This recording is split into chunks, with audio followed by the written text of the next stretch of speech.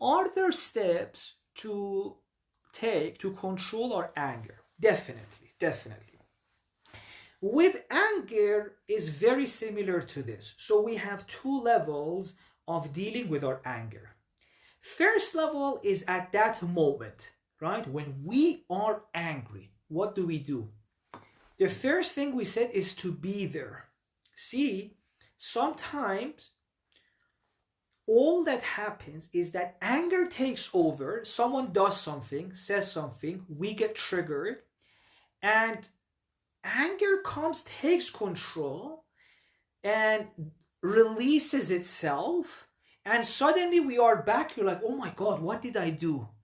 Why did I say that? I didn't want to say that. So we should make sure that this doesn't happen. So what should happen? We should be there, right? We should try and catch anger the first second it arises, where the first thoughts are coming to your mind. Try to be there. Now, initially, you may not be able to stop it. Maybe anger is so strong, the pattern is so strong that still it does what it does. Anger comes and it says certain things, does certain actions till it gets released, the energy gets released.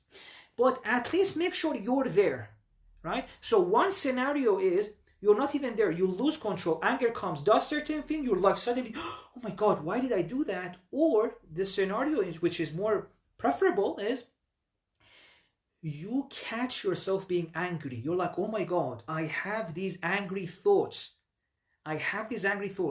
My body is getting very angry. Right? Even if you can't stop it, at least be there, observe it, be there in your body when this is happening. Watch it, okay? Now, if it's too strong, you can't do anything about it. Well, just by being there, you made it a little bit weaker. Just by being there, observing it. Yes, I'm angry. Not anger is there. I can see I'm angry. Angry thoughts are there.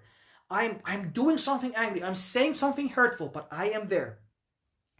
Now, if it's too strong, well, just be there. But if it's not that strong, try, and especially, anger, it grows exponentially. So initially, when it starts at its root, it's not that strong. There's this moment, next time you get angry, pay attention to this. There is this moment when it's starting that it's weak still. So the tendency is there to express it, but it's not that strong. You can stop it at that point. If you let it go, if you allow it to continue, it becomes so strong, you just have to watch it, right? You can't control it afterwards. But at its root, it's possible to control it. Now, how can I control it? The tendency is there. There are a few things that can help. One thing is to, again, come to the body. I'm not saying suppress it, because if you suppress it, if you feel anger and don't express it, it gets suppressed, it comes back later on, right? I don't know if you must have had an experience like this, right? You're in an argument with someone, you keep trying to be polite. You're angry, but you try not to say anything, keep suppressing it. And then they say another thing, you lose control, and 10 times stronger, you lash out, right? You get angry. So don't suppress. What is the way to deal with this? Again, go to the body, right? The body is always one of the best ways to deal with this, right? So anger comes, you quote it at its root, and then try and see what is the sensation in my body, right? A lot of the time, anger expresses itself here, right? Feel it, feel the sensations. Be there, feel the sensations. This is what anger feels like in my body, okay? Now, the more you do this, the weaker it becomes. Now, initially, maybe the first few times, you may not even be able to stop it. But the more you do this, the weaker its patterns become. Because usually the reason why it's so powerful is that we don't know what hit us. Suddenly we feel like we're overtaken by this monster, does certain things and then goes. But the more you understand it, this is what's happening. My heart is beating. Sometimes in your shoulders you feel it. Sometimes you feel it here. Look in your body and see what are the sensations of anger, and immediately it loses some of its power. So these are some of the things we can do at that moment.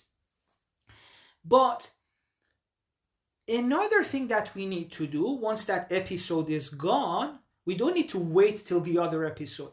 We need to go and figure out, how did we learn this pattern of anger? Because what is anger? Anger is a learned behavior. At some point in our life, we learned to deal with conflicts, with threats, with attacks through anger. Okay? So it's a learned behavior. At some point, this is the way we thought we can protect ourselves. So, by going back and figuring out, when did we learn this? How did we create this pattern? And of course, inshallah, we can speak again about this in one other session. There are ways. It's possible, you know. It's steps you can take. It's very straightforward. Don't feel overwhelmed. You look and you try to see, when was it that you formed this pattern? When did you learn to use anger to protect yourself? Okay? And as we do this, one thing which is very important is not to feel blame towards this part of you which gets angry. Because the reason this anger is there in the first place was to protect you. Okay? So although now it's hurting others, it's doing wrong thing, we would try to stop it, but we don't blame it. That part of us that thinks it can protect us like this, at some point it didn't know any other way. So you have to be compassionate towards the part of you that through anger tried to protect you.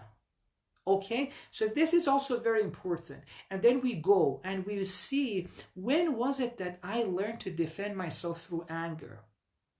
And you may even be surprised that, for example, maybe it was when you were hurt. Because, you know, for some people, the time they learn to be angry is they were in a very vulnerable situation as a child, right? Maybe there was a family member who hurt them, or who were abusive to them, or just was rude, maybe not very soft.